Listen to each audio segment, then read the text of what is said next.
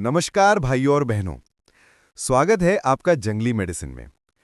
कभी आपने सोचा है कि एक ऐसी वनस्पति भी है जो शरीर के अंदर से ही नहीं बल्कि बाहरी तौर पर भी चमत्कारिक असर दिखाती है? आज मैं आपको ऐसी ही एक अद्भुत जड़ी बूटी के बारे में बताने वाला हूं, जिसका नाम सुनकर शायद आपको पुराने आयुर्वेदिक ग्रंथों की याद आ जाए। थोड़ी देर में मैं आपको इसका नाम बताऊंगा, लेकिन पहले आपसे एक सवाल। क्या आपने कभी किसी पौधे के रोम, बालों से दवा बनते देखी है? नहीं ना? तो बने रहिए हमारे साथ, क्योंकि आज की जानकारी वाकई अनोखी है।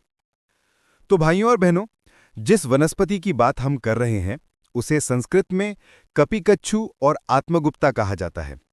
हिंदी में इसे कौच या केवाच, गुजराती में कवच, मराठी में खाज या खुजली, पंजाबी में आलखुशी, राजस्थान में कौच, तमिल में पूना नाइक, तेलुगु में पीली या गुड़, कन्नड़ में नसोंकनी, मलयालम में नई कोरना और उड़िया में बाई खुजली। आपके यहाँ इस वनस्पति को किस नाम से जाना जाता है और आप इसका प्रयोग कैसे करते हैं, हमें कमेंट में जरूर बताइए। अब बात करते हैं इसकी पहचान और गुणों की। कपिकच्छु का वैज्ञानिक नाम है म्यूक्यूना प्रूरियंस। ये एक लता यानी क्लाइंबर जाति की वनस्पति है, जिसकी फलियों पर छोटे छोटे रोम होते हैं जो त्वचा पर लगने से खुजली उत्पन्न करते हैं। सेवन करते समय इन रोमों से बचना चाहिए। यदि गलती से लग जाएं, तो दही मलने से खुजली तुरंत शांत हो जाती है। इसका रस है मधुर यानी मीठा और तिक्त यानी कड़वा।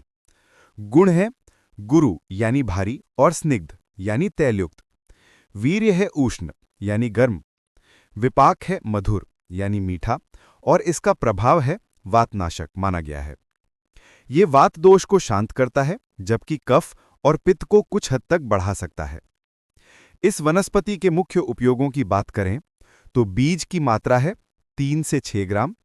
मूल यानी जड़ का क्वाथ या अर्क 50 से 100 मिलीलीटर उपयोग किया जाता है। रोम यानी बालों का चूर्ण 125 मिलीलीटर तक उपयोग किया जाता है।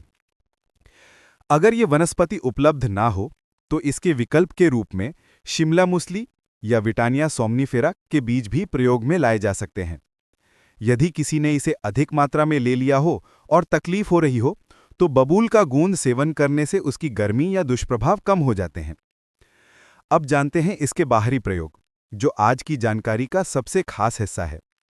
अगर किसी व्यक्ति के हाथ पैर सुन्न हो जाते हैं, यानी शून्यवात या नसों की जकड़न, तो इसकी फलियों के रोम को घी में मिलाकर लेप करें। धीरे धीरे शून्यता दूर होने लगती है। अगर शरीर पर घाव या फोड़े हैं, तो इसके पत्तों को पीसकर घी में हल्का गर्म कर लें और उस पर लगाएं। घाव जल्दी भर जाते हैं और सूजन कम होती है। बगल यानी काख में जो कखोरियां या छोटे फोड़े हो जाते हैं, उन पर भी ये लेप बहुत असरदार है।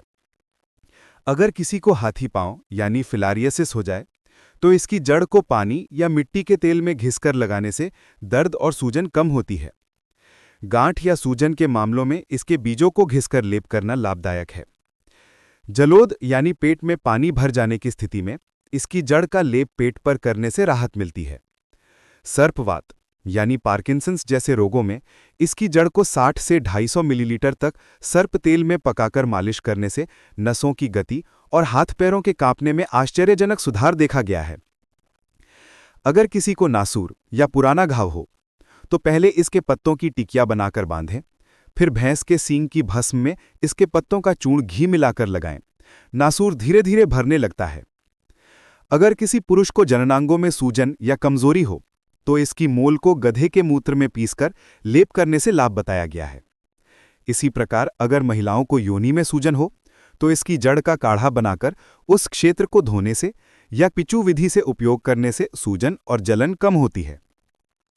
इन सब प्रयोगों का वर्णन चरक संहिता, भेषज रत्नावली और भाव प्रकाश निघंटु जैसे आयुर्वेदिक ग्रंथों में मिलता है।